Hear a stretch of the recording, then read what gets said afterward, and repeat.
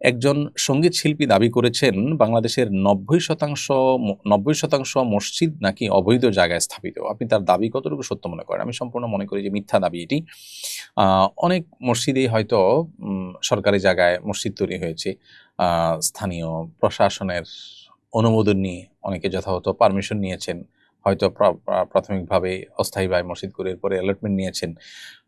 এরকম অনেক মসজিদ হয়তো পাওয়া যাবে। বাকি কোনো ব্যক্তি মালিকানাধীন মসজিদ, জায়গা দখল করে মসজিদ বা আপনার সম্পূর্ণ অন্যায়ভাবে কারোর জায়গার উপরে মসজিদ তৈরি, এ ধরনের ঘটনা বাংলাদেশে খুবই কম ঘটে।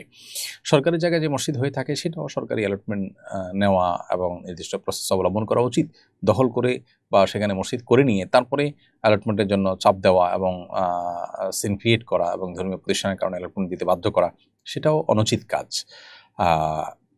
একটি মুসলিম প্রধান দেশে মুসলিমদের জন্য নামাজের ব্যবস্থা করা যেরকম রাষ্ট্রের কর্তব্য, আবার একইভাবে নাগরিকেরও কর্তব্য যে রাষ্ট্রের সম্পদ যেখানে সেখানে আপনার মসজিদ নির্মাণ করে সেটাকে অ্যালটমেন্ট নেওয়ার জন্য আপনার বিভিন্ন রকমের সিন ক্রিয়েট করা, বিভিন্ন রকমের পরিবেশ তৈরি করা, সেটাও অনুচিত কাজ। এসব কিছু আপন জায়গায় ঠিকই আছে, কিন্তু এই ব্যক্তি যেটা দাবি করেছেন যে বেশিরভাগ মসজিদগুলো বা ৯০% মসজিদ এরকম, এটা মানে এত বড় মিথ্যাচার যে আসলে তার বিচার হওয়া উচিত এবং তাকে বাধ্য করা উচিত প্রমাণ দিতে।